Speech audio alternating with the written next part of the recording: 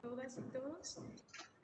Como ya pudo dar Silvia, nos da mucho gusto que nos acompañen en este cierre de segundo ciclo de conferencias que llamamos Lecciones del COVID-19, que sigue después de la pandemia. En este espacio que ha pretendido ser un espacio de intercambio, de reflexión en todo lo coyuntural que estamos viviendo sanitaria, pero siempre teniendo en cuenta el marco de los problemas estructurales que aquejan a nuestro país y a toda nuestra región. Y que además tratamos de contemplar constantemente la construcción de lo que sí, como una oportunidad para empezar a pensar en una manera distinta, lleve a todos a un bienestar colectivo. Y hoy para eso tenemos un tema por demás relevante, sobre todo en nuestro país en estos momentos, con un gobierno entrante en Estados Unidos y los retos que esto implica en materia de migración, añadido al contexto de la pandemia, teniendo en cuenta más que difícilmente el flujo migratorio va a parar, así como tampoco se detendrá de manera única la creciente criminalización al migrante y los retos que implican los países de origen para el retorno de grandes cantidades de población nacionales alrededor de una crisis económica mundial. Para eso, los temas también queremos presentar de manera formal a Silvia Giorgini, que es presidenta de México, recientemente reelecta para el periodo 2020-2025. Decía al principio, para nosotros es un honor tenerte aquí, no solamente por ser egresados de México, por ser egresadas especialmente del Centro de Estudios Gráficos Urbanos y Ambientales, sino también por ser mujer, abrir estos espacios para todos, ¿no? Todas nosotras es un gran ejemplo que nos da mucha alegría poder seguirte y tenerte como gran ejemplo. Ha sido profesora e investigadora del Centro de Estudios Demográficos Urbanos y Ambientales del CEDUA, Región de México, desde 2003, en inició su centro. Fue directora del CEDUA enero del 2009 a marzo del 2015, presidenta de la Sociedad Mexicana de Demografía del año 2011 y 12 y directora fundadora de la revista Coyuntura Demográfica, revista de los procesos demográficos en México hoy, del año 2011 al 2014. Estudió sociología en la Universidad Nacional de México, cursó la maestría en demografía en el Colegio de México y en 2004 tuvo el doctorado en sociología en la Universidad de Brown de Estados Unidos. Además realizó una estancia de investigación de 2007 al 2008 en el Centro de Estudios Avanzados de Ciencias de la Conducta en la Universidad de Stanford. Su investigación se ha centrado en temas de migración internacional de México a Estados Unidos y sus consecuencias, generación y formación familiar para la población mexicana en ambos lados de la frontera. Asimismo, ha estudiado las transiciones de la adultez en América Latina y los efectos del cambio demográfico, en particular en temas de educación. Los artículos, capítulos del libro y libros coordinados que se centran en tres líneas de investigación generales, que son la educación, la población y las políticas públicas. Actualmente participa como investigadora en el programa de migración mexicana con la Universidad de Princeton, la Universidad de Guadalajara y la Universidad de Brown. Por otro lado, funge desde el 2017 como directora de la revista Otros Diálogos del Centro de México AC. La profesora Giorguli es miembro también del Sistema Nacional de Investigadores NICOS. Es miembro de la Academia Mexicana de Ciencias y pertenece a diversas asociaciones profesionales que promueven la investigación de temas de población, como la Sociedad Mexicana, la Asociación Latinoamericana de Población, la Asociación Mexicana de Población y la Unión Nacional para Estudios Científicos. La doctora Giorguli ha recibido diversos premios y distinciones, de los cuales destacan la medalla Horace Mann en 2018 a los alumnos de la Escuela de Graduados de Brown, que han hecho contribuciones significativas en su campo dentro y fuera de la. Ha sido también conocida como una de las 100 mujeres más poderosas de México, Forbes, desde el 2017, 18 y 19, y la elección del libro Gobierno, Territorio y Población salido de política científica de Library en 2017. Bueno, pues es muy amplio su currículum, seguramente no acabaríamos, pero tenemos aquí a la doctora y te dejo la palabra. Estimada Silvia, gracias por acompañarnos. Muchas gracias, Beatriz, por esta presentación. Creo que se oía un poco bajo y algunos, pues a lo mejor la oyeron truncada, digo, contestando a comentarios del chat. Bueno, quisiera empezar diciendo que...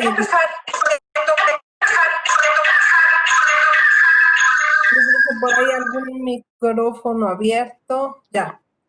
No, bueno, quisiera empezar diciendo que para mí es un gusto estar en este espacio. Les agradezco muchísimo a Beatriz y a María Luisa la invitación. Como decía María Luisa, me tocó pues coincidir con ellas en el CEDUA, en alguna de mis etapas como directora, como presidencia. Me tocó que me visitaran ya en la presidencia también para hablarme del proyecto que Comparte Vida, y me da muchísimo gusto pues tener este espacio de discusión y de poder pues compartir parte de la investigación que hago, aparte de los trabajos de gestión y pues de lo que se está discutiendo en este caso entre los grupos de especialistas en migración, sobre las tendencias en un tema que así nada más a manera de anécdota. Yo regresé del doctorado en 2002 y alguien me decía, no, mejor no hagas investigación en migración, ya ese tema ya va de salida, ya no es un tema de interés. Y bueno, yo lo que veo es que al revés, con el tiempo se expande su visibilidad a nivel internacional y se expande su importancia, por ejemplo, ahora en el caso de la relación bilateral México-Estados Unidos, como muchos lo definen como el primer punto complicado de resolver, justamente en la relación bilateral. Bueno, preparé una presentación de PowerPoint. Como mencioné, Beatriz, soy demógrafa, así que tengo tendencia a los datos. Entonces, voy a ir presentando las gráficas y cualquier pregunta, digo, si hay algo que no se entendiera de las gráficas, etcétera, con todo gusto me detengo. Y bueno, Beatriz y María, si me extiendo mucho del tiempo, pues también me lo señalan, ¿no? Bueno, entonces voy a compartir pantalla. Ay. Compartir.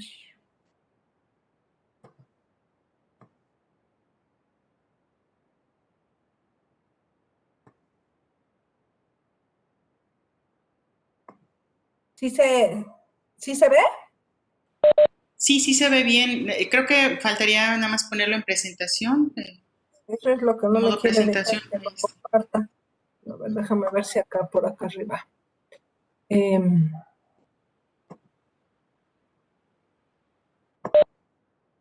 Ok, bueno, entonces, organizando de lo que comentaría en esta presentación, pensé en dos cosas. Bueno, lo que articula este ciclo de conferencias es una reflexión en torno a la pandemia. Además, no lo planeamos así, pero cae justo después de los resultados del proceso electoral en Estados Unidos, que por supuesto es uno de los factores que también van a influir en nuestra visión y perspectiva sobre la gobernanza de la migración internacional. Entonces, para esta presentación, lo que yo quisiera hacer son dos partes. Una es intentar salirnos de la coyuntura y dar una perspectiva de lo que ha pasado en la migración en los últimos, a lo largo de este siglo, ¿no? Desde la perspectiva de México, y luego apuntar algunos de los aspectos que seguramente guiarán la discusión sobre gestión migratoria en los próximos meses y en particular después del cambio de gobierno en Estados Unidos.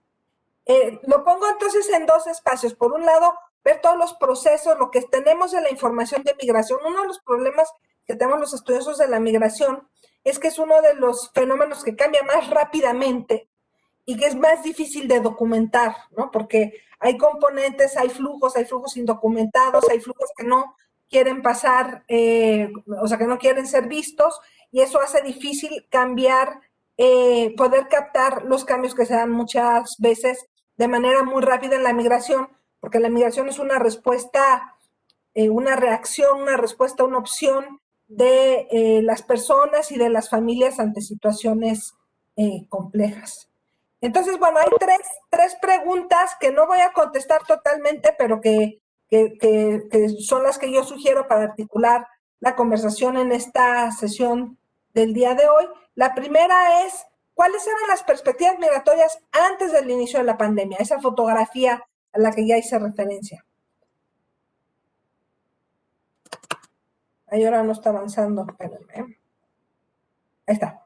La segunda es, ¿qué sabemos en cuanto a lo que la pandemia ha modificado? Como yo mencionaba, hay pocos datos, pero sí tenemos alguna evidencia y voy a hacer referencia a ella. Y la última pregunta es, ¿qué perspectivas frente al resultado electoral en Estados Unidos, partiendo que Biden y Trump tienen visiones y acercamientos distintos a la migración?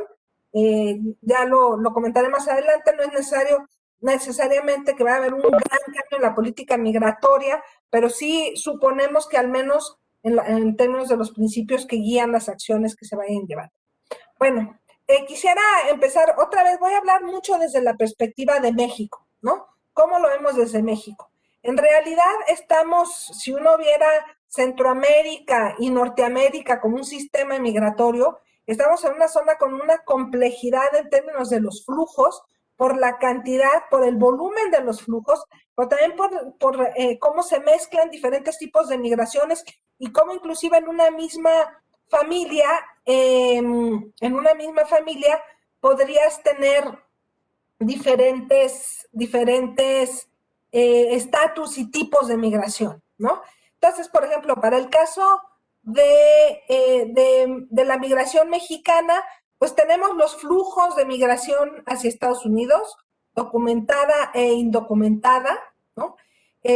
Tenemos también la migración desde Estados Unidos hacia México, que se resume en su mayoría en dos tipos: la migración de retorno, los mexicanos que se fueron y que regresan, pero que ahí hay una gran heterogeneidad, porque tienes a quienes regresaron después de haber estado 2 años y a quienes regresaron después de haber estado 15 o 20 años, ¿no?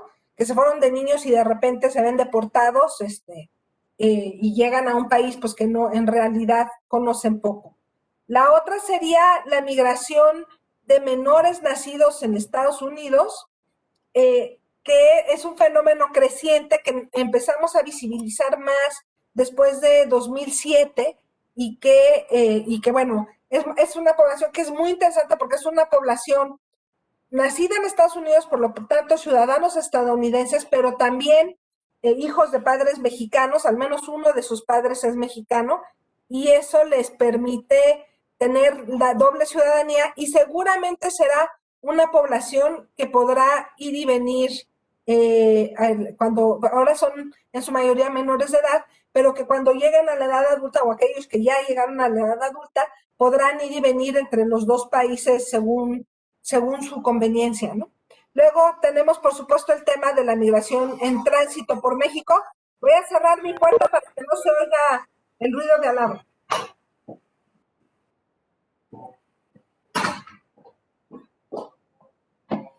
Perdón, están construyendo aquí al lado y de repente se oye mucho ruido.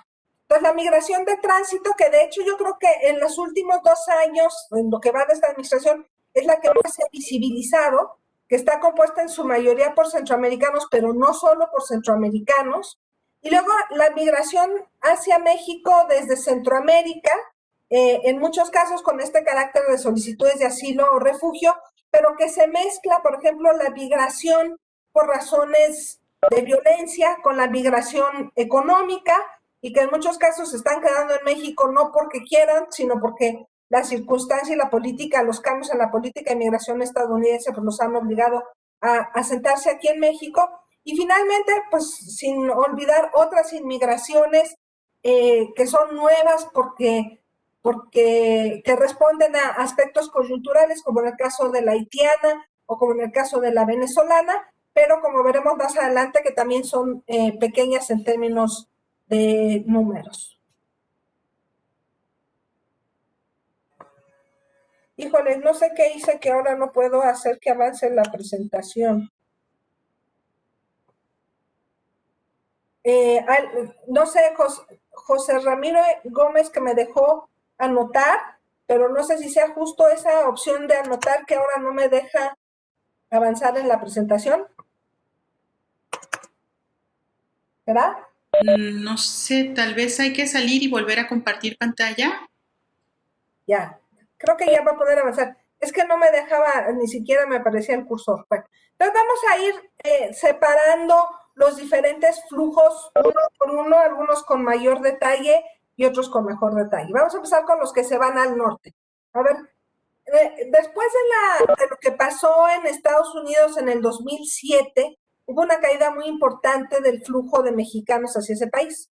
Había esta idea de que ya se había acabado la migración mexicana hacia Estados Unidos. Yo quisiera empezar señalando que Estados Unidos va a seguir siendo por mucho tiempo un país de fuerte atracción para la migración internacional.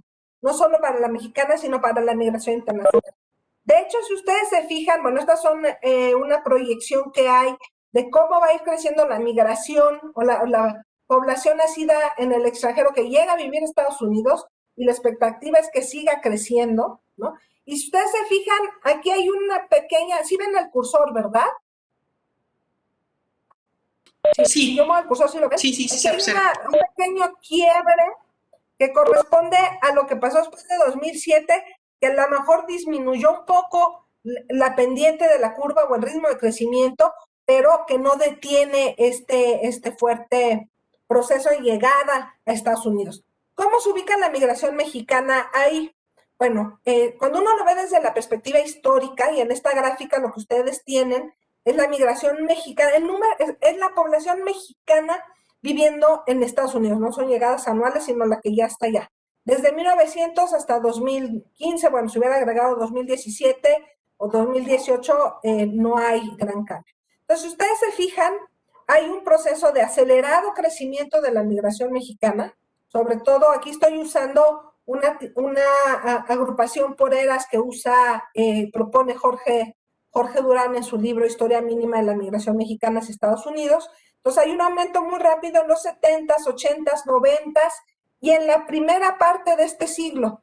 El quiebre, aquí es cuando ya ven que deja de crecer, es justamente por la crisis económica que dejan de llegar mexicanos hacia Estados Unidos y la población mexicana se estabiliza, inclusive tiene un pequeño descenso, ahorita debe estar como en 11.6 millones, y que bueno, se habla si se habrá llegado una de las preguntas que tenemos ahora y que responde un poco a la situación por COVID, es si ya llegamos a una etapa de estabilización de la migración o si puede ser que vuelva a haber un crecimiento como ocurrió en el pasado. Entonces, ahorita estamos en esta etapa y llevamos aproximadamente un poco más de 10 años en esta etapa de que ya se estabilizó el número de mexicanos viviendo en Estados Unidos. ¿Quiere decir eso que se acabó la migración mexicana hacia ese país o que a lo mejor otros flujos la sustituyeron? Bueno, entonces esto en esta gráfica es la población que ya vive en Estados Unidos. Esta gráfica es la población mexicana y aquí de Centroamérica, sobre todo, bueno, exclusivamente Guatemala, Honduras y El Salvador, y es la población que llega cada año. Entonces, si ustedes ven, el número de mexicanos que llegaba a Estados Unidos en el año 2000, estas son estimaciones de Jeff Passel, llegó a 725,000. Solo en el año 2000, 725,000 mexicanos llegaron a Estados Unidos. Y luego, bueno, tienes otro pico aquí en el 2004, 615,000. Y luego empieza esta gran caída, sobre todo asociada en 2006-2007 a la crisis económica. Sigue cayendo y se estabiliza, de acuerdo a las estimaciones de Jeff, en 165,000 llegadas al año. Si siguiéramos esta línea hasta 2018, hay por supuesto algún debate en torno a las cifras, pero se calcula, digamos que alrededor de 140,000 mexicanos se siguen yendo a vivir allá. ¿Por qué no aumenta el número de mexicanos? Porque se están yendo unos, pero están regresando otros. Entonces, eso es lo que da este proceso de estabilización. De hecho, en algunas etapas regresó más gente de la que se fue. Y la línea de azul son los migrantes centroamericanos que tuvieron un crecimiento muy rápido y que, bueno, otra vez, si siguiéramos la curva hasta 2017, estaría ya muy cerca o equivalente al número de ingresos de mexicanos.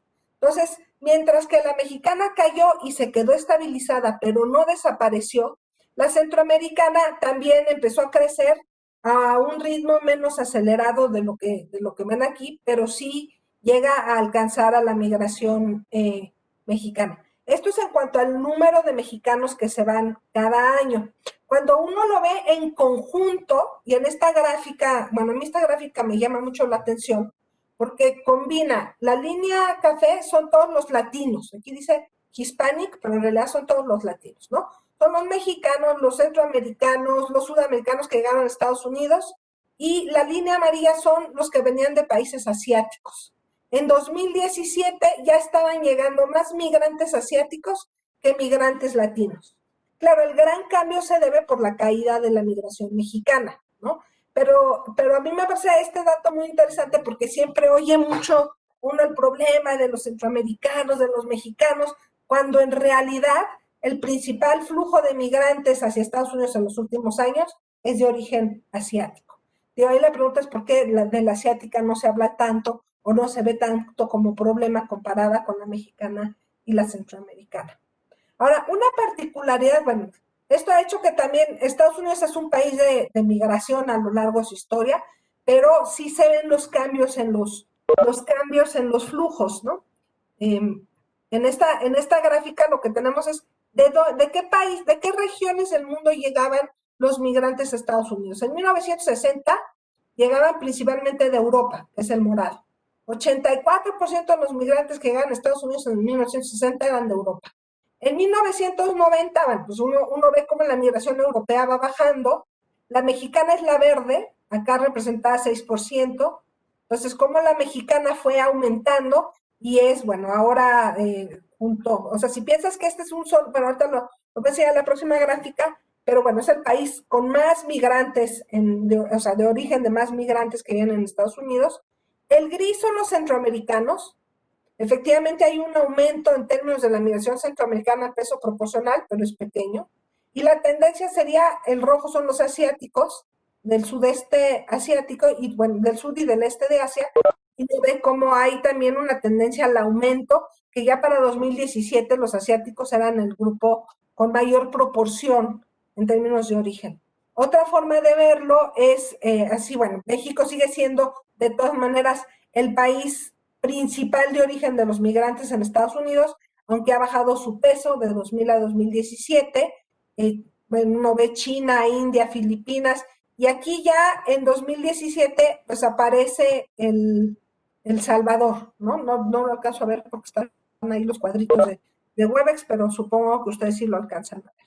Entonces, bueno, esta es la tendencia en Estados Unidos. Una particularidad de la migración latinoamericana es su componente de indocumentación. Y de hecho lo voy a traer a colación porque yo creo que este va a ser uno de los aspectos en los que Biden va a poner más atención. Estos son datos al 2017. Al 2017 había 10 millones de migrantes indocumentados en Estados Unidos, ¿no? 10 millones.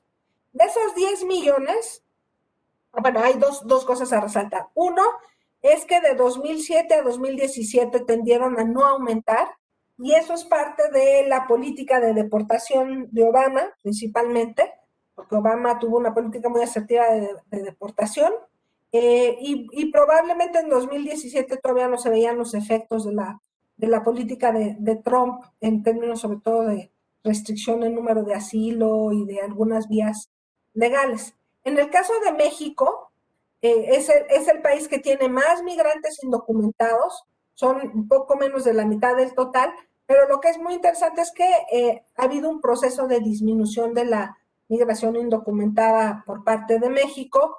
En el caso de Centroamérica, pues ya vimos que es menor en volumen, pero sí ha crecido, y en el caso de la asiática también ha habido algún crecimiento. O sea que si ustedes se fijan, la principal razón por la que ha bajado a nivel de todo Estados Unidos es porque bajó la migración de origen indocumentado de mexicanos hacia Estados Unidos.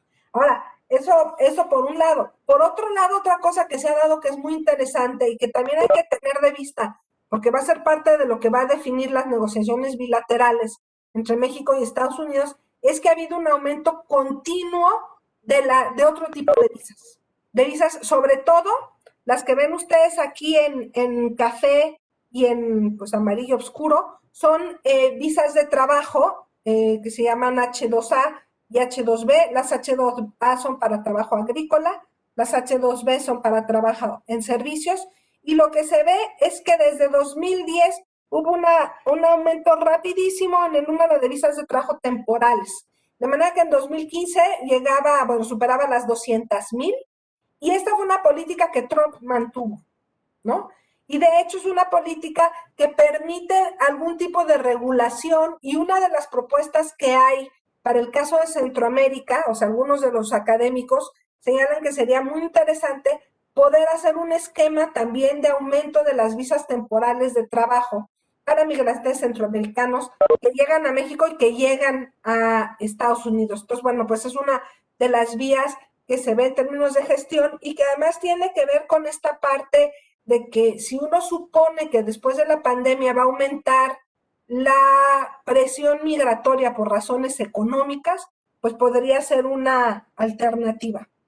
Ya Trump había dicho que ya no iban a aumentar y estableció restricciones a algunas de las visas, de las entradas, de otorgamiento de visas o permisos de residencia legales, puso límites superiores más bajos, etcétera, para restringirlo a nivel general, no solo para México. Pero bueno, pues veremos cuál va a ser la política de Biden en un momento en que va a haber presión migratoria resultado de la pandemia. Ahora, el otro tema que normalmente, o sea, no tenemos tan en el imaginario son los que están llegando desde Estados Unidos hacia México. Y ya mencionaba yo que esto compone dos poblaciones. Por una parte están los migrantes de retorno, y aquí lo que ustedes ven en este cuadro, aquí esta línea, es el total de migrantes de retorno. La forma en que medimos el retorno es que vemos quiénes llegaron en los últimos 5 años, ¿no? De manera que en el censo de 2000 es quién llegó entre enero del 95 y el 2000. La última estimación que tenemos es la encuesta intercensal, o sea que sabemos quiénes llegaron entre 2010 y 2015, y bueno, en unos meses tendremos el censo 2020. Entonces, lo que uno ve, siempre ha habido retorno. El retorno es algo que caracteriza la migración entre México y Estados Unidos. Hay gente que se va 1 o 2 años, que se va 5 años, que regresa después de jubilarse, pero siempre es una particularidad de esa población que me gusta llamar la población que compartimos entre México y Estados Unidos. Pero lo que destaca es que después de la crisis económica, aquí en 2010 captamos un retorno muy importante, que se mantiene inclusive a un nivel más alto en las últimas observaciones respecto a lo que veíamos al principio de año. Y aquí en las filas de abajo nada más es, bueno, este es primero el retorno que viene de Estados Unidos y el que viene de otros países. Dado que más del 90% de la migración mexicana va hacia Estados Unidos, pues no es de sorprender que el retorno sea principalmente desde Estados Unidos. ¿Qué va a pasar después de la pandemia? Va a ser interesante porque, bueno, por un lado Biden ha hablado mucho de buscar opciones y salidas para la población indocumentada, lo cual les permitiría quedarse y tal vez buscar también reunificación de familias. Por ejemplo, si padres están allá y se pueden regularizar, pueden traer a los hijos, o si fuera como en los 80s, que podías ya regularizado también traer a tus padres, y en el caso de los 80s, pues inclusive hasta hermanos, ¿no? Entonces vamos a ver ahí qué pasa. Pero también está, ¿qué respuesta puede haber? O sea, todavía hay 11 millones de mexicanos. Decíamos que en este periodo, después de la crisis, pues regresaron un poco más de 1 millón. ¿Qué podría pasar después de la pandemia? ¿Podría haber un regreso? Pues bueno, en la medida en que no haya mejores oportunidades económicas aquí, no. Pero en la medida en que también las condiciones de acceso al servicio de salud y la persecución contra los indocumentados aumentara, pues también habría un desincentivo para quedarse por la vulnerabilidad. Vamos a ver qué es lo que pasa con Biden. A final de cuentas, Biden fue vicepresidente con Obama y pues, fue la época de mayores deportaciones. Entonces, sí, yo estoy muy optimista con el cambio de gobierno, pero también hay que ubicar el optimismo en el contexto más amplio, porque en ese sentido no sabemos qué va a pasar. Yo decía que el otro flujo que nos sorprendió fue de gente nacida en Estados Unidos que llegaba a México. Otra vez, bueno, aquí lo dice México son los nacidos de México que vivían en Estados Unidos y regresaron a México. Y el que dice US son los nacidos en Estados Unidos que llegaron a vivir a México. Igual siempre ha habido, en color azul tenemos a los menores de 18 años y en verde a los adultos. Nos sorprende que los mexicanos que regresan sean en su mayoría adultos y los que nacieron en Estados Unidos que están llegando a México sean mayoría niños, menores de edad. Estos son hijos de estos, ¿no? Entonces, otra vez, cuando tuvimos ese gran regreso de adultos después de la crisis en Estados Unidos, pues venían acompañados de hijos. Entonces trajo un gran aumento en el número de nacidos en Estados Unidos, que, bueno, que siguió alto hasta 2010, 2015.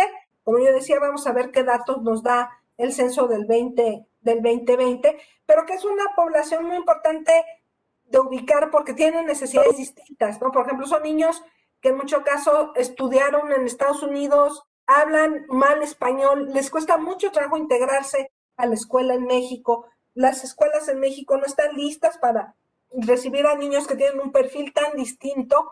Entonces, bueno, representa un reto en términos de políticas de integración. Ya si quieren abundamos más sobre las problemáticas de esta población en la parte de las preguntas. La otra es México como un país de recepción, ¿no? Entonces, bueno, entonces está llegando la gente a México, etcétera. Bueno, sí, otra vez con los datos de 2015, que son los más recientes, tenemos que en México en 2015 había cerca de 1 millón de inmigrantes, un poquito más de 1 millón de inmigrantes. De ese millón, 739,000 habían nacido en Estados Unidos y ya vimos que son en su mayoría menores de edad de padre mexicano, así que son mexicanos y estadounidenses.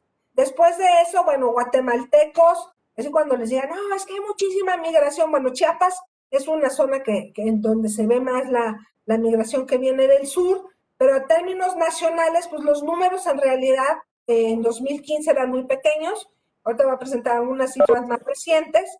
Y cuando hablamos de México como un país de recepción, en este segundo cuadro lo vemos qué porcentaje de la población que vive en México nació en el extranjero, menos del 1%, y si lo comparas con Estados Unidos, en Estados Unidos casi el 15% nació en el extranjero, en Canadá el 22%, en Australia el 28%, y bueno, y si quieres compararlo, por ejemplo, con otros países como Argentina, que es el 4.8%, bueno, Emiratos Árabes, aquí es por la migración a los pozos petroleros, pero lo puse porque está el dato muy escandaloso, pero estamos lejos de ser realmente un país de inmigración, como sí lo son Estados Unidos, Canadá, la propia Alemania, hay que estar 2 veces en el cuadro, perdón, pero bueno, por dar algunos ejemplos.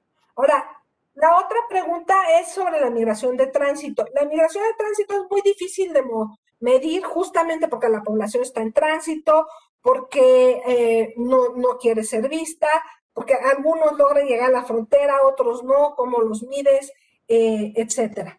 Entonces, normalmente los datos que utilizamos para acercarnos al tránsito es el número de detenciones. Una de las cosas que pasó en los últimos años es que en algunos años, y otra vez sobre todo durante el periodo de Obama, hubo más detenciones de centroamericanos en tránsito en México que lo que se detuvo en Estados Unidos, ¿no? Y bueno, luego viene esta política de Trump de que la gente que llega a pedir asilo y refugio se quede en México mientras pide asilo y refugio y quedan en este limbo legal. Ahora, en términos de datos, yo decía que no teníamos datos, pero aquí les voy a presentar las detenciones de la patrulla fronteriza en Estados Unidos, otra vez por país. El color más oscuro son mexicanos y luego, bueno, ya vienen El Salvador, Guatemala. Entonces, en 2008 casi todas las detenciones en la frontera eran de mexicanos, ¿no? O sea, más de 600,000. Luego hay una caída de los mexicanos, si se fijan, hasta 2019, que son los datos de esta gráfica, ya los mexicanos eran la minoría y la mayor parte de las detenciones eran de Guatemala y de Honduras.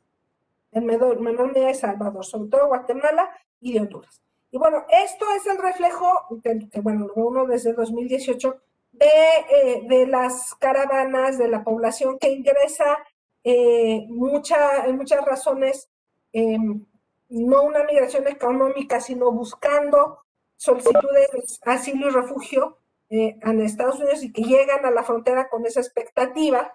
Pero hay un cambio muy importante, además del cambio numérico, hay un cambio en la composición.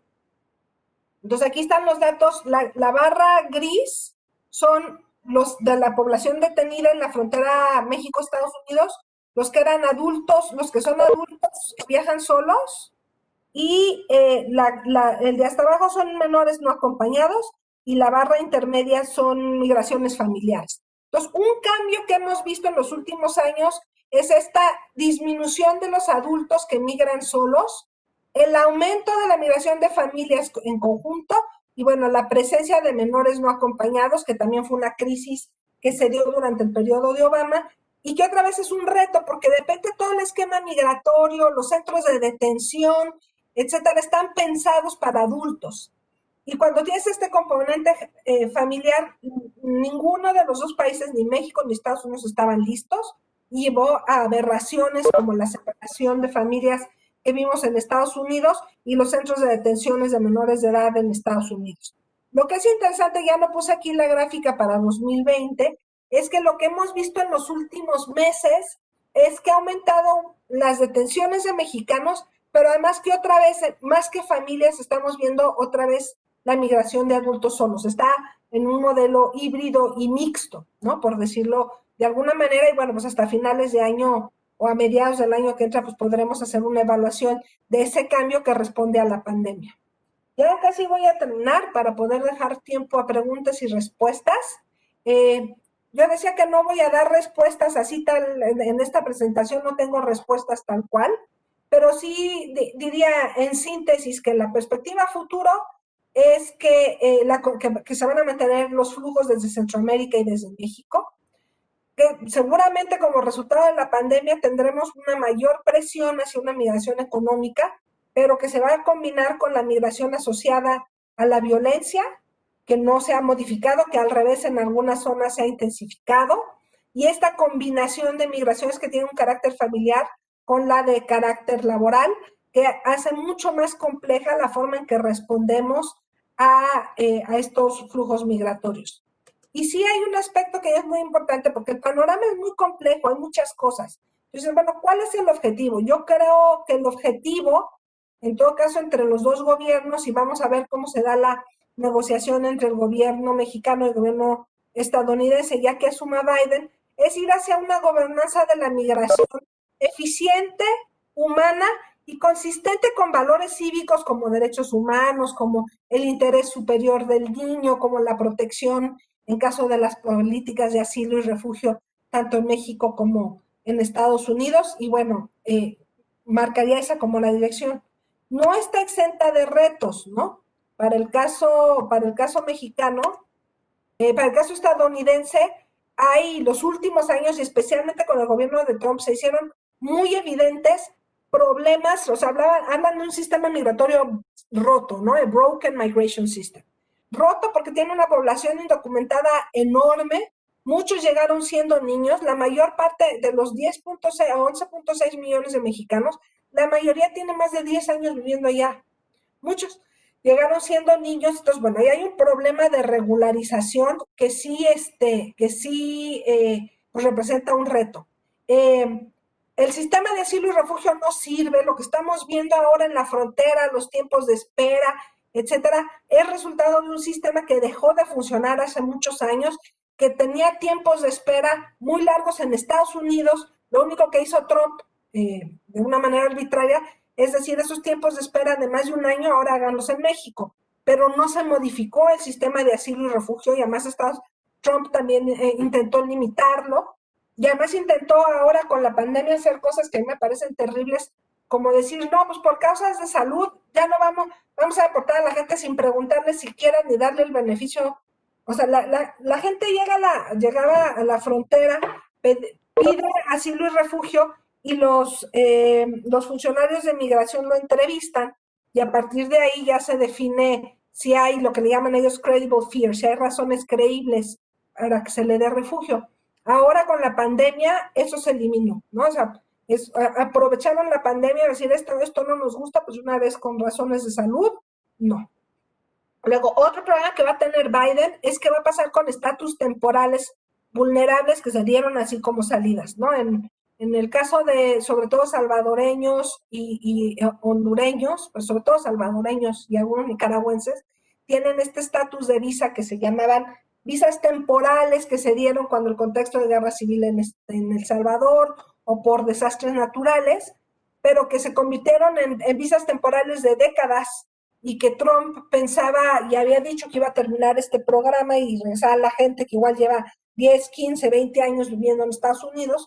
Y bueno, los DACA, los Dreamers, que Obama al final de su gestión hizo este parche de darles un estatus por una acción ejecutiva, pero que no resuelve realmente el problema de quienes llegaron siendo niños y que llegan a la edad adulta y tienen restringidos sus derechos de acceso a la educación, al trabajo, participación política, etcétera. Y bueno, creo que uno de los grandes retos de Biden es el trato humanitario en el manejo de la migración, que no era una prioridad en el caso de Trump, todo lo contrario, era parte de la política para desincentivar la migración.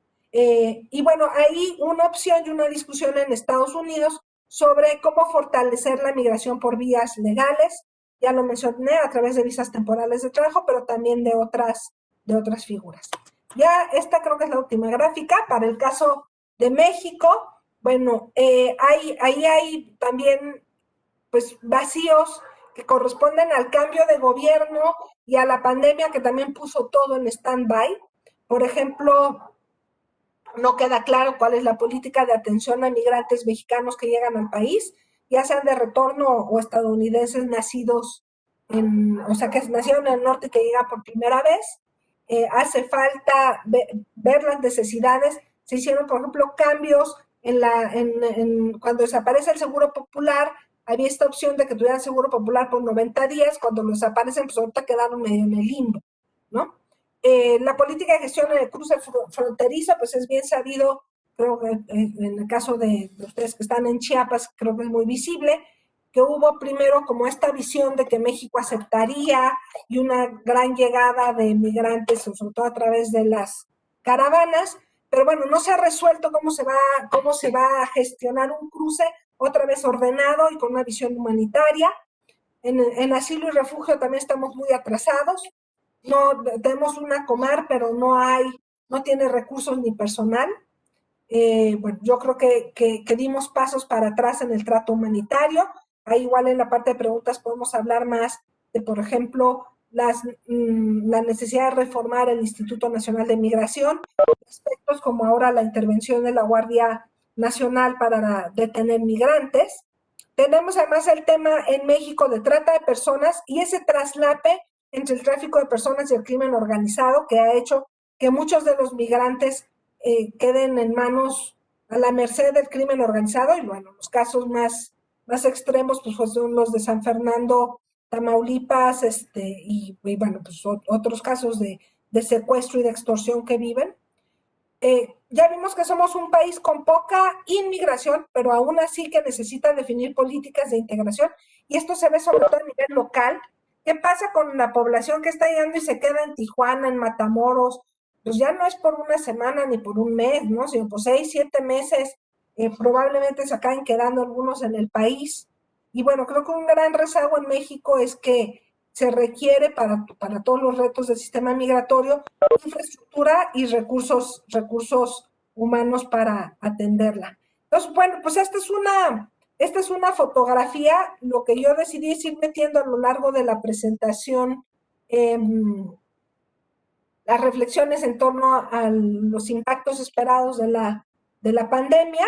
Y bueno, pues ya viene una época pues, que va a ser de mucha definición de aspectos nuevos por el cambio de gobierno en Estados Unidos, ¿no? Gracias. Gracias a ti, Silvia. Sin duda es un momento muy importante, ¿no? Es lo que señalaba. ¿Me escuchan para empezar? A ver si me escucho mejor que hace rato. Ahora sí te escuchamos, sí, gracias.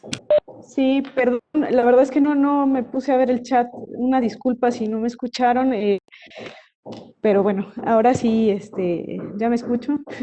Es lo que mencionaba al principio en la presentación, pues que este es un gran reto, ¿no? En el nuevo gobierno de Estados Unidos, un gran reto para la migración en México, sobre todo pensando esto que tú nos estabas mencionando respecto a que también el gobierno de los demócratas no ha sido muy benévolo en torno a la migración mexicana, ¿no? Entonces, pues veremos qué tanto cambia y abrimos pues el espacio para las preguntas, comentarios. Yo quiero iniciar un poco para también incentivar a los demás compañeros a que puedan participar. Y yo te quería preguntar, justo el año pasado, en mayo del 2019, no sé si debes recordar por ahí que vino Alicia Bárcena acá a la Ciudad de México a hacer una presentación del Plan de Desarrollo Integral del Salvador, Guatemala, Honduras y México, cuyo eje principal era justamente la migración, ¿no? La idea era tratar de contener relativamente la migración a través de cierta inclusión productiva, de la disminución de los daños que se generan por el cambio climático y que también generan desplazamiento forzado de las poblaciones, en fin, ¿no? Era como un plan justamente integral. En ese entonces se planteó que México ayudara, apoyara a países como El Salvador, Guatemala y Honduras, ¿no? Con algunos programas sociales como el de Sembrando Vida, ¿no? Esa era una forma, digamos, de contener en los propios países este desplazamiento forzado por cuestiones económicas.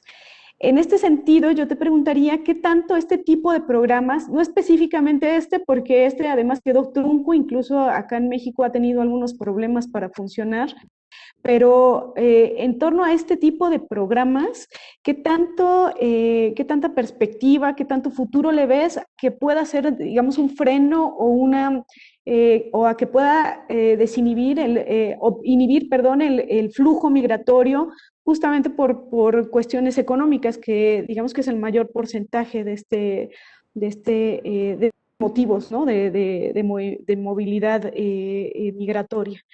Luego te quería preguntar, ¿cuáles crees que son los retos en materia de salud, sobre todo ahorita en tiempos de COVID?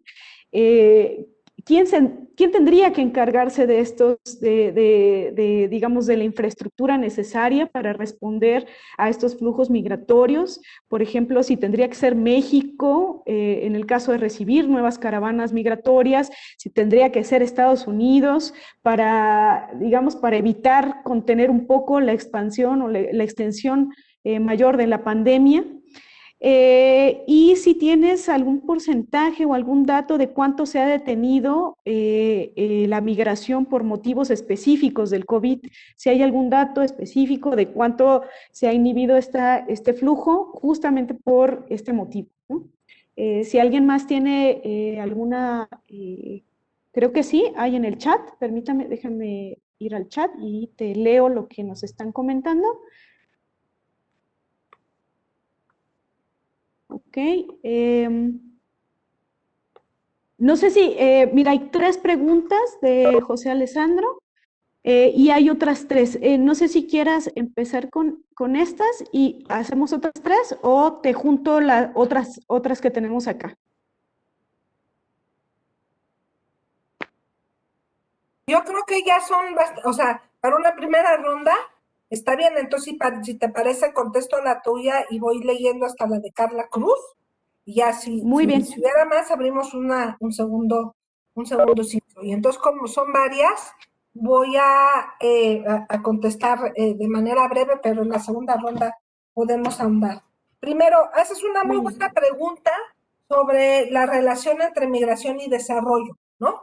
Y qué tanto efectivamente incentivar el desarrollo en una región desincentiva la migración. Bueno, dije que iba a ser breve, pero voy a empezar con una anécdota. Cuando un tiempo me tocó trabajar en la Secretaría de Desarrollo Social, en un área de proyectos productivos, de formación y capacitación, y había un proyecto muy grande con mujeres otomíes en el Valle del Mezquital, ¿no? Y se hizo toda la capacitación, etcétera, duró como un año, y al año yo vuelvo a regresar para dar seguimiento, y como 3/4 partes de las mujeres ya no estaban. Digo, ¿y a dónde se fueron? Pues se fueron a Estados Unidos. O sea, pero ¿cómo? Si la idea era que los talleres, si se establecieran aquí. Dice, sí, pero el oficio, lo que aprendieron de oficio es mucho mejor pagado en Estados Unidos y mucho más valorado. Y ya estaban las redes sociales, ¿no? Para poder hacer esa migración. Esto fue en los 90s. Entonces, lo que yo quiero decir es que en el campo internacional, de las relaciones internacionales, sí se ha establecido que una visión integral de la migración tiene que comprender, una cooperación en temas de migración tiene que comprender, invertir en el desarrollo en las regiones de origen. Pero lo que tenemos que estar conscientes es que eso es algo que no va a dar resultado en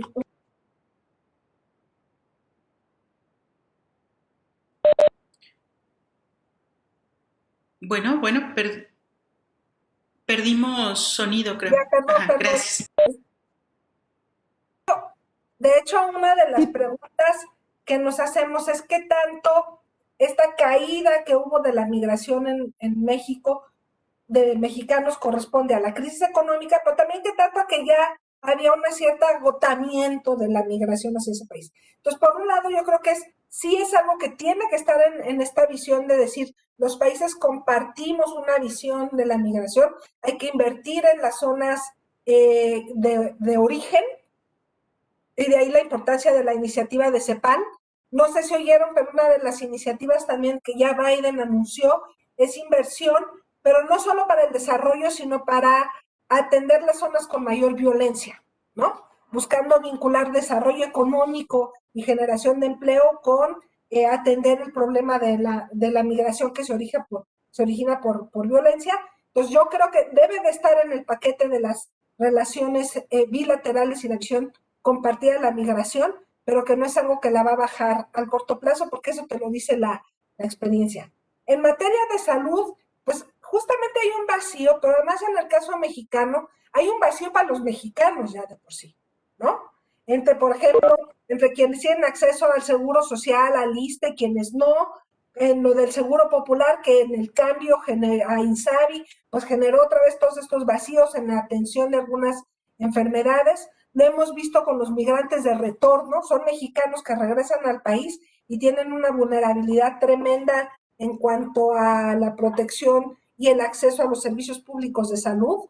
Estaba justo leyendo un trabajo de Santiago Levy que decía que muchos mexicanos que inclusive tienen seguro social están yendo con médicos privados porque pues en el seguro social no hay medicamentos, no los atienden, no hay espacio, etcétera, ¿no? Entonces, en el caso de México se cruza ya de por sí con el problema de un sistema de salud que no alcanza a atender a los que ya están aquí, ¿no? Pero bueno, pues yo espero que también ya pasada la pandemia se pueda, pues nos podamos sentar a discutir con mayor rigurosidad las implicaciones del cambio en la atención a la salud del gobierno mexicano.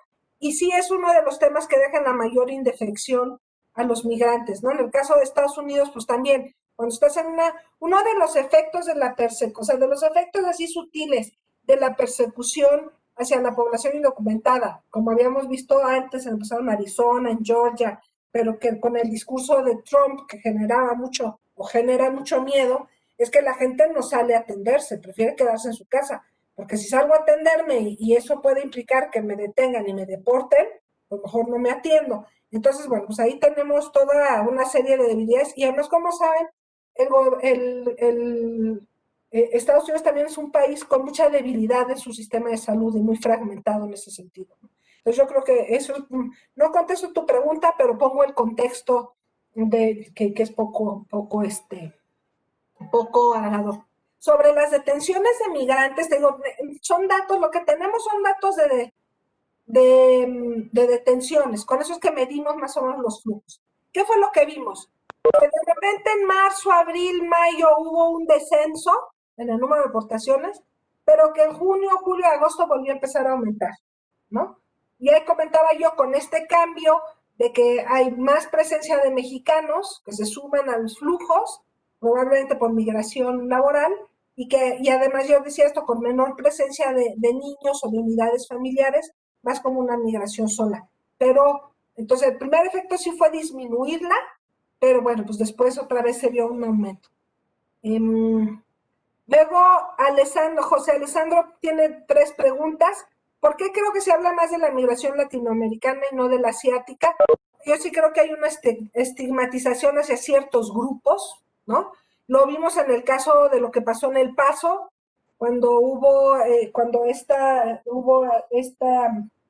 pues muy una desgracia en muchos sentidos de que se disparó a personas con tipología mexicana. Bueno, sabemos que Trump tuvo un discurso ha tenido un discurso muy negativo hacia la inmigración mexicana y también hacia la musulmana, por ejemplo, ¿no? En cambio, en el caso de los asiáticos hay menor mención, aunque, bueno, pues eso también puede cambiar. Entonces, es una mezcla de, sí, la falta de documentación, de que sí, la población, los migrantes latinoamericanos son los de menor escolaridad, entonces ahí se cruza una discriminación también socioeconómica, pero también pues el estigma asociado, pues, en este caso de manera muy desafortunada con el discurso del presidente. Yo no creo que Estados Unidos dé acceso libre a todos los migrantes hacia Estados Unidos. De hecho, una cosa que pasó con Obama es que en la lógica de Obama, él decía, bueno, lo que yo voy a hacer es primero controlo las fronteras, restringo los ingresos indocumentados y ya con eso me siento a negociar la amnistía o el acceso a opciones legales de residencia entre la población indocumentada que ya está aquí. Era un poco como la forma de ir armando el discurso frente al Congreso estadounidense. Por eso tantas deportaciones, por eso se mantuvo también el reforzamiento en la frontera, pero ya no le dio tiempo de hacer la otra negociación y tampoco tenía los votos ni el leverage político para hacerlo. Entonces yo supongo que el gran reto para Biden es que va a tener que dar un mensaje más humanitario, pero también claro en cuanto a los ingresos. Hoy en la mañana veía una conferencia de prensa que me impresionó mucho de Angela Merkel, Macron y el primer ministro de Austria, y se refería al hecho de que por los atentados recientes, que ha sido población migrante, que a lo mejor se tendría que revisar los acuerdos de Schengen y la cuestión de que libre tránsito de una vez ya entrados a la Unión Europea. Entonces, lo menciono porque es una discusión que se está dando a nivel internacional. ¿Cómo haces para permitir los ingresos de manera ordenada, pero también pues, de alguna manera con un enfoque de seguridad y como nos decía Gustavo Moar en algún momento, es algo a lo que los estados no pueden renunciar y por eso doy el ejemplo de los países europeos que han enfrentado pues varios ataques terroristas en las últimas fechas. Voy a conectar mi computadora porque se me está acabando la pila. Un segundo. Ya, perdón. ¿En qué década se comenzó a ver la migración por parte de mexicanos hacia Estados Unidos? ¿Por qué justo en ese año? Bueno, en realidad lo que se ve es el aumento muy acelerado en los 70s, pero sobre todo en los 80s, que crece la migración indocumentada y en 86 se aprueba la reforma que se llama IRCA, que es la que permite la amnistía. Y entonces eso permite que quienes estaban ahí tenían comprobante de trabajo, de estancia, etcétera, de que pudieron regularizarse y traer a sus hijos, traer a sus esposas, padres, yo decía que inclusive hasta hermanos. Eso generó un gran aumento de la migración y además un cambio, porque la migración histórica que había sido de ir y venir, que se iban un tiempo y regresaban, se convirtió en una migración de carácter familiar y que se quedaban las unidades familiares completas allá. Yo creo que ese es el gran cambio y eso explica ese pico en los 80s y 90s, pero lo menciono porque la discusión que le toque encabezar a Biden sobre la opción de amnistía, que él ha mencionado, eso está en el imaginario. En los 80s y 90s lo que pasó es que se dio amnistía, regularizó a muchísima gente, pero no paró los ingresos, sino que al revés, lo que vino después fue un aumento en los ingresos. Entonces eso es lo que tiene que enfrentar Biden cuando haga sus argumentos sobre la amnistía, ¿no? ¿Cómo haces para no repetirlo? Ya decía yo que Obama lo quiso hacer, pero no lo pudo hacer. ¿Cuál es la situación de los solicitantes de asilo en el lado mexicano de la frontera? Totalmente precaria y en el limbo legal, ¿no? Porque además, si el sistema de asilo ya era o sea, ¿qué es lo que pasa? El sistema de asilo en Estados Unidos es muy ineficiente. Entonces tú llegabas, te entrevistaba el agente migratorio, tú decías que estabas huyendo porque temías por tu vida en tu comunidad de origen, te entrevistaban y si había razones suficientes, decían, bueno, vamos a pasar su caso para procesar su solicitud de asilo. Y te quedabas en Estados Unidos. Pero te podías quedar 18 meses, 24 meses, y mientras estabas ahí, a lo mejor ya cuando te tocaba la audiencia ya hasta te desaparecías y no llegabas porque pues ya estabas ahí, ¿no? Entonces, ¿qué fue lo que dijo Trump? Ah, pues qué fácil, pues que mejor esperen en México, ¿no? Entonces, generó todo un vacío, una ambigüedad legal, una cuestión de aspectos que tampoco están contemplados en el derecho internacional. Estas poblaciones flotantes que tienes en las ciudades fronterizas, que es gente que está esperando, pero que además el COVID aumentó la incertidumbre por la lentitud en el manejo, por las declaraciones de Trump de que iban a bajar el número de refugios y asilos y por la intervención de las autoridades de salud para decidir si por cuestiones sanitarias, aunque tuvieras razones para solicitar asilo, mejor ya te regresaban, ¿no? Entonces, es una situación de es un limbo y es un limbo, el problema es especialmente para México y para las ciudades fronterizas, pero bueno, pues que tendrán que atender los dos países porque responde a la forma en la que Trump modificó para mal el sistema de asilo y de refugio en Estados Unidos. Creo que ya me pasé de la... Ah, no, todavía no me acuerdo, es que son un montón de preguntas. ¿Qué deberían hacer ambos países juntos? Pues primero, sentarse a dialogar, ¿no? O sea, con Trump, yo espero que eso sea uno de los cambios. Ahora, con Trump realmente no había ninguna posibilidad de un diálogo o esta visión de responsabilidad compartida. Con Biden probablemente haya más posibilidad de diálogo. Eso no quiere decir que no vaya a ir muy bien. De hecho, en los momentos en que ha habido más posibilidad de que México participe en la discusión de una reforma migratoria en Estados Unidos, ha sido con gobiernos republicanos, ¿no? Como en el año 2000 que estaban Fox y Bush y que estaban negociando esto que se llamaba la Whole Enchilada y que incluía, volviendo a la pregunta de Beatriz, cooperación para el desarrollo en las comunidades expulsoras de migrantes, etcétera. Pues vinieron las Torres Gemelas y eso se acabó, ¿no? Entonces, yo no creo que Biden vaya a ser así muy asertivamente y abiertamente decir sí, bueno, muy abierto o sea, no sé cómo va a enfocar esta parte de compartir la responsabilidad de la migración, pero pues al menos esperamos que tenga una posición de diálogo distinta.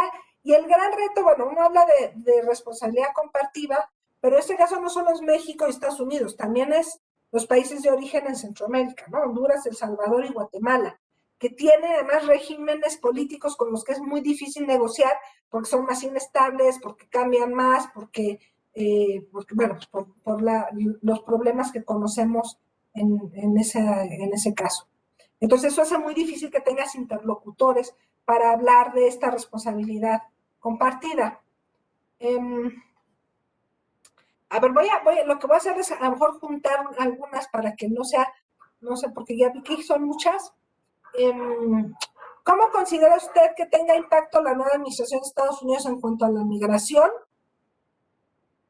Yo decía que sí creo que va a haber un cambio en el enfoque, ¿no? En general, no solo hacia la migración mexicana, en general, o sea, el discurso más estigmatizado y por ejemplo, también antimusulmán, el de prohibir la entrada de ciertos países que quiso impulsar Trump. Trump impulsó muchas medidas de migración, unas le funcionaron y otras no, ¿no? Entonces, yo creo que ya el hecho de cambiar ese discurso tiene que modificar la situación. ¿Cuánto tiempo nos va a llevar a resarcir la vulnerabilidad? ¿Cómo se incrementó la vulnerabilidad de los migrantes por Trump? Pues yo no sé si le dé tiempo a Biden en sus primeros 4 años, ¿no? Y también pues va a depender mucho, por un lado, de las respuestas estatales, que es una particularidad de Estados Unidos, ¿no? No sé si se acuerdan de Arizona, y de el sheriff Arpaio y sus medidas de persecución de mexicanos, que era algo local, y es muy simbólico que Arizona la hayan perdido los republicanos, porque de alguna manera ahí sí te habla de un rechazo a ese tipo de políticas. Trump era pues muy empático con Arpaio, ¿no? Por ejemplo. Sobre si la migración afecta o no afecta a un país o cómo afecta. O sea, si tú lo ves en la historia, Estados Unidos es un país de migrantes, ¿no? Y es un país que se construyó a partir de la migración. Yo creo que en muchos de los politólogos que abogan por una gestión más ordenada, dicen pues, que potencialices y puedas aprovechar las ventajas de la migración, que cuando vulnera situaciones, pues generan más bien situaciones de rompimiento.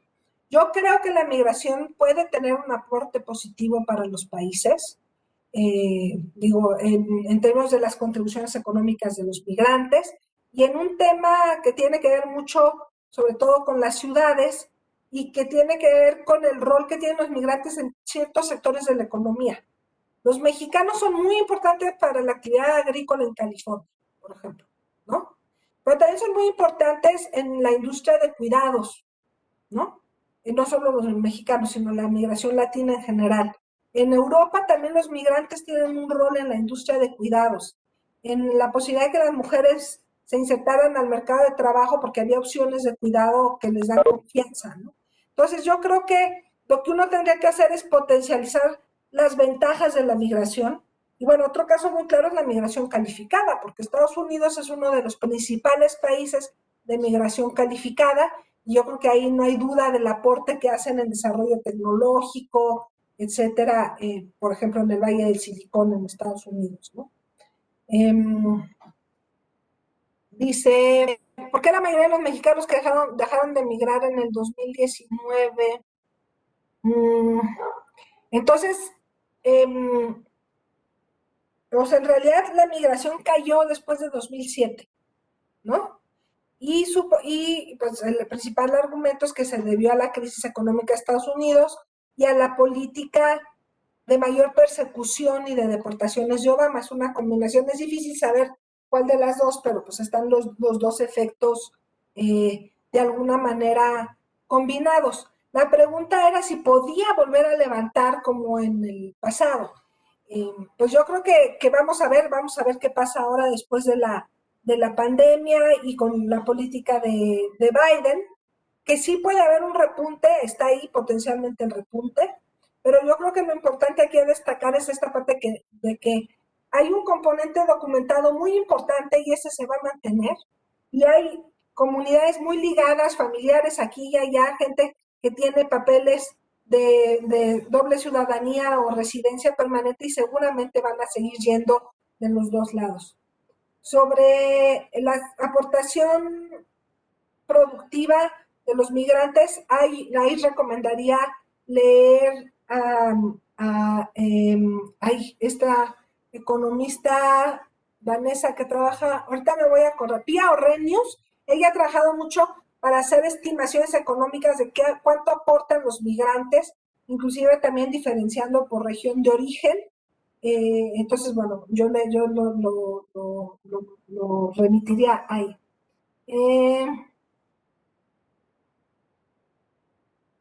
Bueno, de acuerdo que los mexicanos, pues los asiáticos también migran. Bueno, aquí hay un comentario que dice que es sorprendente ver que desde 2017 son más los asiáticos que migran, pero siempre es más comentado cuando los inmigrantes son latinos, o sea, mexicanos.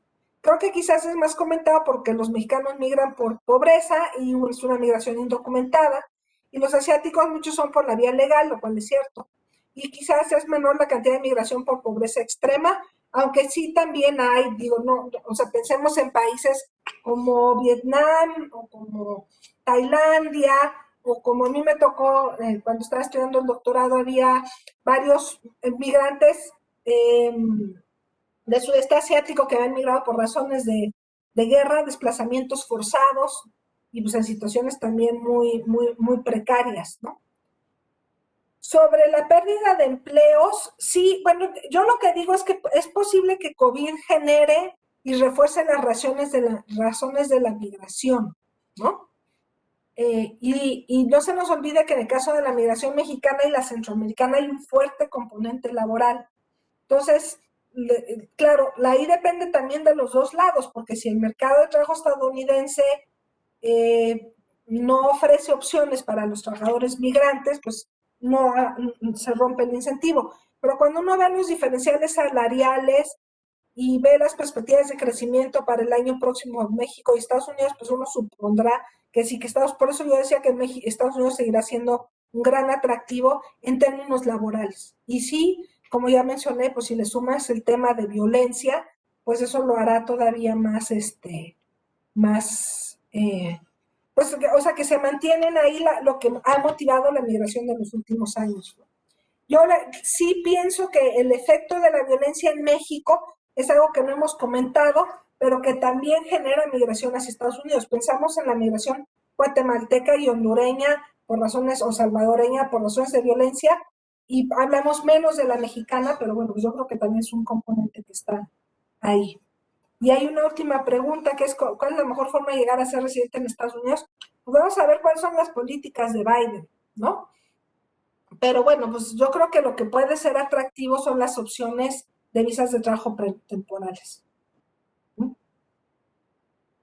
Y no sé si quieren, os están llegando más preguntas, pero no sé cómo están de tiempo y si seguimos Sí, así contestando. sobre todo tú, Silvia, si nos regalas el tiempo que tú quieras, sabemos que también tienes un montón de trabajo, pero como tú decides, pues, tus tiempos. Sí, siguen llegando, como bien dices, más preguntas, pero tú dinos, pues, tú márcanos el tiempo. Contestar las que pueda. Entonces dice Gabriel Camacho, ¿el dinero que mandan los mexicanos a Estados Unidos es importante para la economía de México? Sí, pues sí, las remesas son y han sido una fuente de ingresos fundamentales. Ahora, hay toda una discusión que viene desde principios de este siglo sobre el peso de las remesas para el desarrollo local, ¿no? Entonces, de repente en algún momento hubo una crítica muy fuerte, sobre todo al Banco de México, que decía, no, es que los migrantes no emplean sus remesas de manera productiva, se la gastan en gastos del hogar. Entonces, pues sí, es como si tú le dijeras a alguien, ¿y por qué no inviertes tu salario de manera productiva? ¿Cómo que te lo gastas en comer y en la educación de tus hijos, no? Entonces, sí, las remesas son muy importantes para muchos hogares en México. Han tenido vaivenes, pero inclusive en esta época que esperábamos que hubiera una disminución de las remesas, pues no sé, dentro de las estimaciones, el presidente creo que hizo referencia también a alguna de las mañaneras, las remesas se han mantenido. En 2007 sí hubo una caída temporal de las remesas después de la crisis en Estados Unidos y luego se recuperaron y volvieron a superar hace unos 3, 4 años el nivel anterior a la crisis. Entonces, bueno, pues sí, sigue siendo una fuente muy importante. La pregunta es, o sea, cómo se capitalizan o cómo se acaba midiendo su impacto económico en México. Entonces, cuando hablas a nivel de las familias, pues tienen un peso, se invierten, sabemos que se invierten en salud, en educación para compensar el ingreso y en otros casos, pues también para inversión en vivienda, por ejemplo, ¿no? Dentro de la ayuda, pero si hay un argumento ahí de Agustín Escobar, dice que no nos podemos confiar porque las remesas también pueden llegar a tener un agotamiento. O sea, si yo me fui a los 25 años y le mandaba dinero a mi madre, pues a lo mejor le mando 10, 15, 20, 30 años, pero en algún momento va a dejar de mandar, ¿no? Ya sea porque mis padres fallecieron o porque ya después de 35, o me los traje a vivir conmigo, etcétera, ¿no? Entonces Agustín Escobar sí señala que probablemente en algún momento empiece a haber un agotamiento, o porque si yo me fui a los de 5 años, cuando sea adulto, mis padres están allá conmigo, no hay esa vinculación para mandar remesas como mis padres sí pudieron haber tenido de mandarle a hermanos o a sus propios padres, ¿no? Entonces, bueno, ese es en términos de las remesas. Y dentro de la ayuda que se les da a los inmigrantes, bueno, hay muchos, no sé si te refieras, es de Silverio Cruz. México tuvo o ha tenido un montón de programas de apoyos a los migrantes, ¿no? Bien. Mm. Algunos son programas de repatriación, para ayudarles a conseguir papeles, para una repatriación ordenada. No sé ustedes, no sé si a ustedes, porque creo que son muy jóvenes, si les tocó el de paisano y el de, o sea, bienvenido, bienvenido a México. Ya no se me olvidó cómo fue el de los últimos años de Peña, cómo se llamaba. Pero, y luego también tienen programas, por ejemplo, de que para que si te deportan y llegas a Tijuana o alguna de las ciudades fronterizas puedas tomar, te apoyan con el transporte para tus comunidades de origen, pero son microapoyos. Hay algunos apoyos para vivienda y hay algunos apoyos para,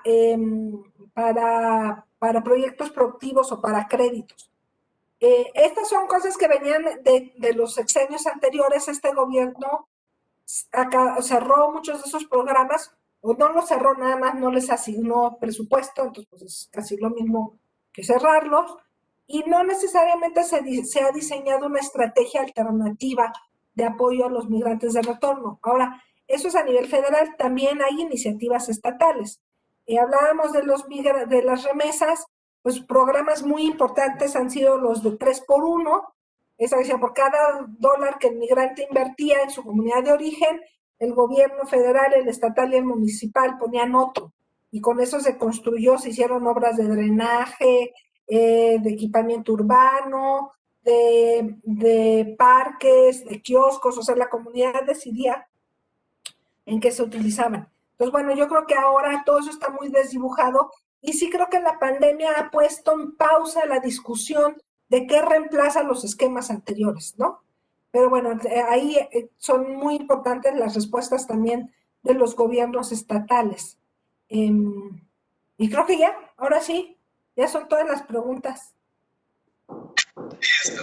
Efectivamente, no sé si haya no sé si me...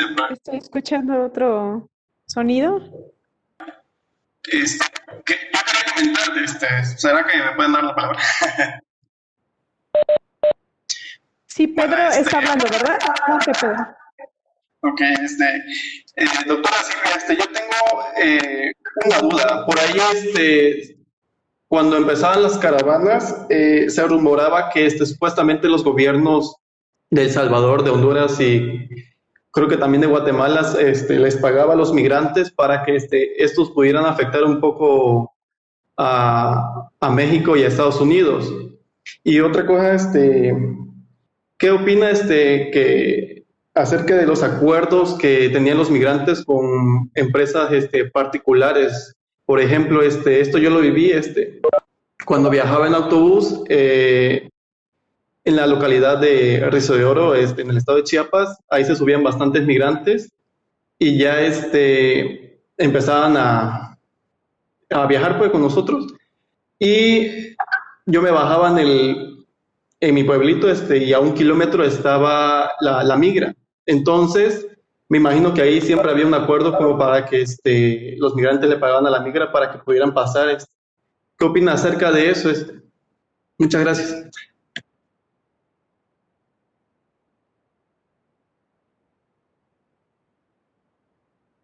Recordemos, gracias Pedro por la pregunta, recordemos que, por ejemplo, que México no aceptó formalmente ser tercer país seguro, pero Guatemala, por ejemplo, sí, ¿no? Entonces, esto que dice sobre la participación de los gobiernos de Guatemala y Honduras, pues yo creo que de alguna manera también está en el interés de ellos tener un manejo ordenado de la migración, ¿no? Vean lo que pasó con la última caravana y el gobierno guatemalteco haciendo este rol de policía, y bueno, con esto del tercer país seguro, y entonces los migrantes llegaban y esperan en Guatemala, ¿qué pasa? Como, o sea, como que no sé cómo se puede ver como una situación que beneficie de alguna manera a los gobiernos de esos países, ¿no? Y cómo, si el objetivo, como tú decías, es desestabilizar a los otros, ¿cuál es la ganancia con esa desestabilización?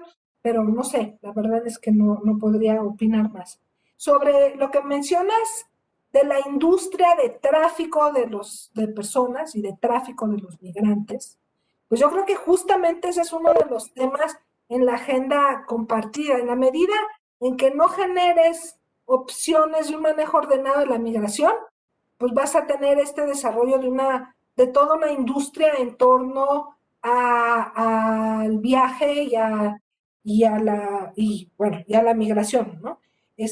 Cuando uno ve, por ejemplo, la historia de polleros, hay un libro de David Fitzgerald muy bueno, y que habla justamente de la industria y los cambios en la industria del coyotaje. Cómo pasaron del coyote que era tu vecino y que decía, oye, sí, yo te cruzo a tu hijo y yo te cruzo a ti, y de que cobraban $1,000, $500. Ahorita lo que estamos viendo que son costos de $8,000, ¿no? Y a mí me impresiona porque de repente te encuentras gente que va por el segundo y tercer intento y que te dice, no, sí, es que ya que cruza mi familia ya me va a prestar para pagar o van a sacar un préstamo para pagar al coyote. Entonces, y la otra, toda esta cuestión de cómo se traslapan las rutas del crimen organizado con las rutas de los migrantes, y entonces, pues también pues genera lo que yo mencionaba, muchos de los casos terribles que hemos tenido. Entonces, hay que entender que la industria de tráfico de personas, pues está asociada o es también un resultado de los vacíos que genera la falta de una migración ordenada, ¿no? De salidas ordenadas y regulares. Entonces, bueno, pues yo creo que ahí está uno de los retos de esas negociaciones con una visión de responsabilidad compartida.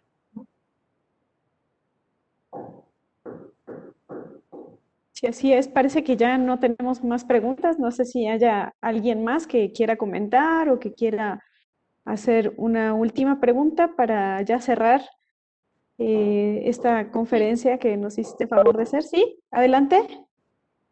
Buenas tardes, yo tengo una pregunta.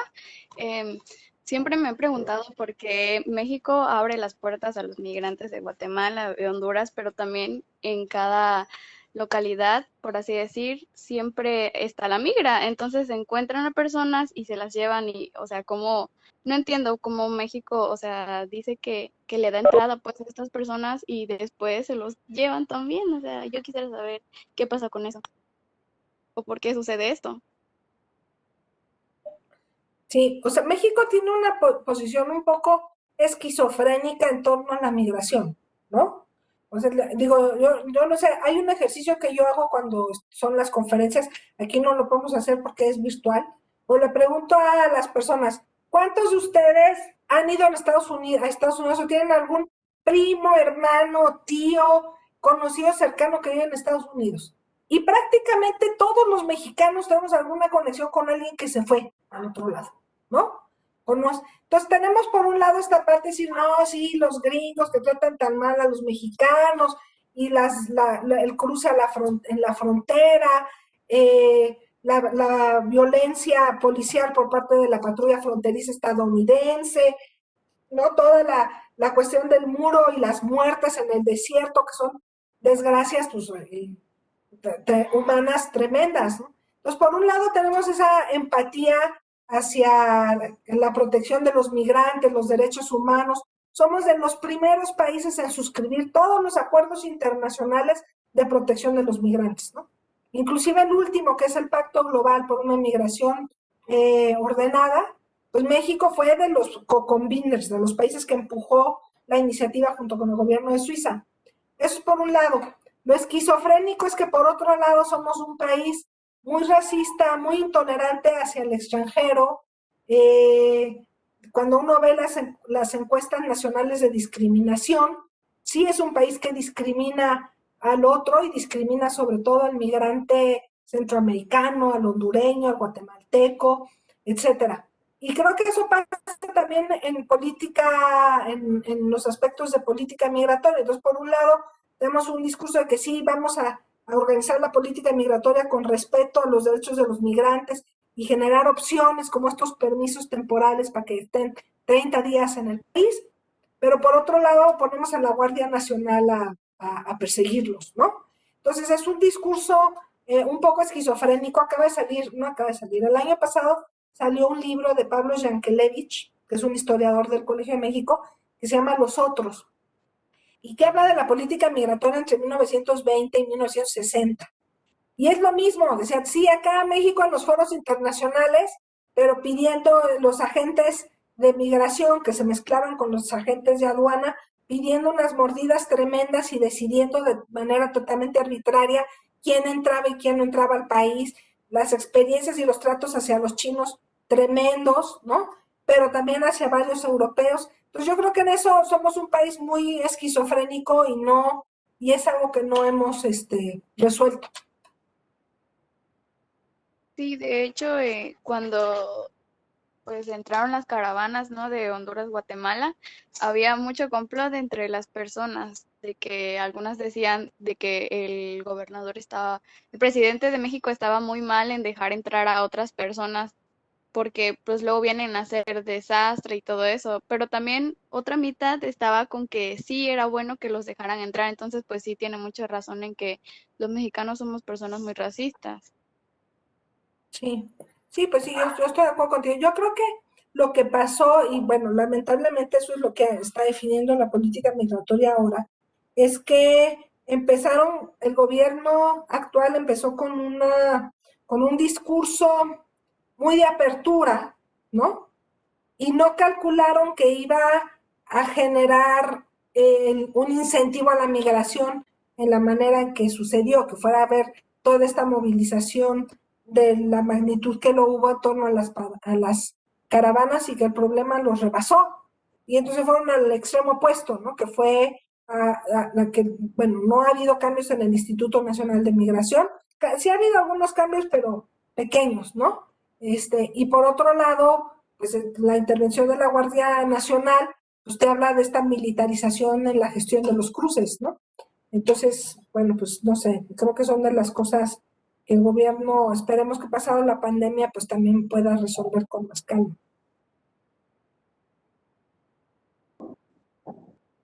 Sin duda, va a ser uno de los grandes retos, yo creo, sobre todo en este nuevo gobierno de Biden.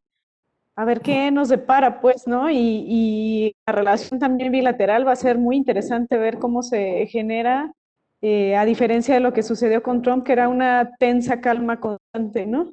En cualquier momento podía explotar cualquier cosa. Entonces, bueno, vamos a ver qué sigue en este camino, que nos queda bastante largo todavía. Y pues si ya no hay nada más que comentar, yo nada más quiero, a falta del audio, al principio me gustaría nada más señalar parte de tu semblanza que no se escuchó nada. Espero que sí se escucha mejor ahora, ¿verdad? Sí. ¿Sí? Ok, ya nada más ya no todo, porque es larguísimo además tu currículum, pero sí algunos rasgos que me gustaría resaltar respecto a tu semblanza para que te conozcan y sepan quién eres, y también pues si necesitan algo, también el tema ahí está, ¿no? El tema es muy interesante y tú tienes muchos de estos temas escritos y has contribuido de manera muy activa en la producción académica en estos temas. Entonces, bueno, yo les comentaba en un principio que no se escuchó, pero que Silvia es presidenta del Colegio de México y que fue recientemente reelecta para el periodo 2020 y 2025. Que ha sido investigadora en el Centro de Estudios Demográficos, Urbanos y Ambientales, el CEDUA del Colegio de México también, desde el 2003. Fue directora del CEDUA, fue directora también fundadora de la revista Coyuntura Demográfica, revista de los procesos demográficos en México hoy, entre el 2011 y 2014. Ella estudió sociología en la UNAM, maestría en demografía en el Colegio de México, y en el 2004 obtuvo el doctorado en sociología en la Universidad de Brown, en Estados Unidos.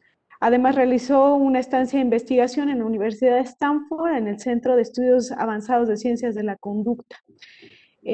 Sus líneas de investigación se han centrado en la migración internacional, como es lo que estábamos hoy explorando, de México a Estados Unidos, y sus consecuencias en educación y formación familiar para la población mexicana en ambos lados de la frontera. Asimismo, ha estudiado las transiciones de la adultez en América Latina y los efectos del cambio demográfico, en particular sobre la educación.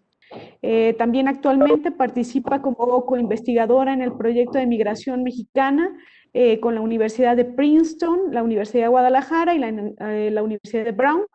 y funge desde el 2017 como directora de la revista Otros Diálogos en el Colegio de México ACE. Por último, les menciono también que ha recibido diversos premios y distinciones, entre los cuales se destacan la medalla Horace Mann en el 2018, que es otorgada a los alumnos de la Escuela de Graduados de Brown por sus contribuciones significativas, no solamente dentro, sino también fuera de la academia, y ha sido reconocida también como una de las 100 mujeres más poderosas de México por la revista Forbes desde el 2017, 18 y 19, y por la elección del libro Gobierno, Territorio y Población como uno de los mejores artículos y libros que han salido en el campo de la política mexicana reciente por The Library of Congress en 2017.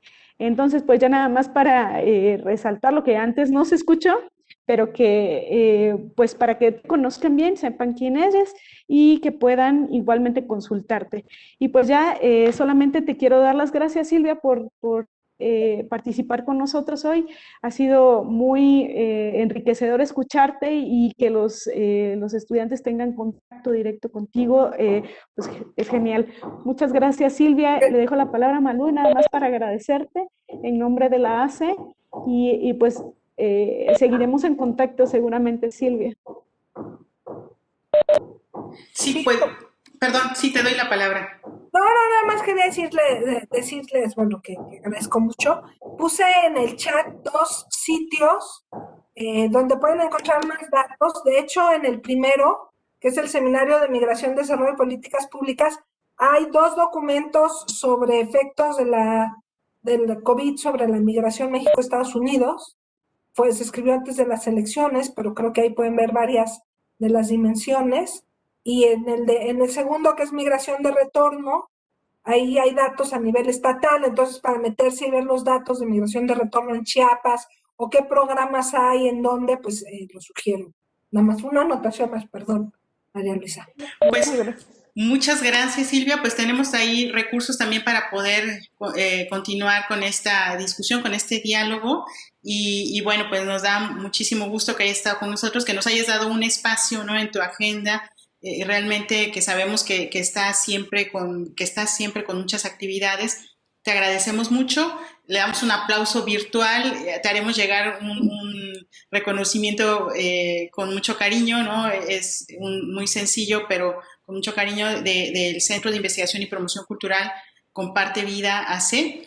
Y bueno, pues cerramos realmente con broche de oro. Agradecemos también a Betty Mingüer, que ha sido quien ha coordinado este ciclo de conferencias, lecciones del COVID-19, que sigue después de la pandemia. Mucho más por continuar en esta discusión, en este camino, ¿no?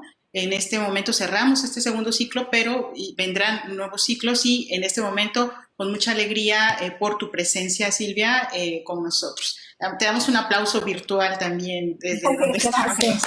Muchas gracias. Y mucho por caminar. Creo que hablamos mucho de la migración también hacia el norte, pero creo que también es muy tiene como sus matices, ¿no? Las preguntas que te hacían los estudiantes, que me parece que muy interesantes en el sentido de llamar la atención y la mirada hacia esta frontera, ¿no? A la frontera sur, que también están conectadas, ¿no? O sea, digo, no son casos aislados, toda la migración pues está interconectada, pero creo que también en Chiapas vivimos situaciones como muy especiales de experiencias de migración, ¿no? Como muy interesantes. Pues te agradezco mucho y esperamos seguir en comunicación. Un aplauso virtual para la doctora Silvia Giorgiuli, que está con nosotros. Y gracias también, Betty. Nos despedimos en este espacio. Muchas gracias. Gracias, espero verlos pronto en persona. Sí, esperemos que pronto podamos coincidir. Muchas gracias. Con Susana. Nos vemos. Que la mantengan. Muchas gracias. Así es. Adiós. Cuídense. Gracias a todos. Gracias por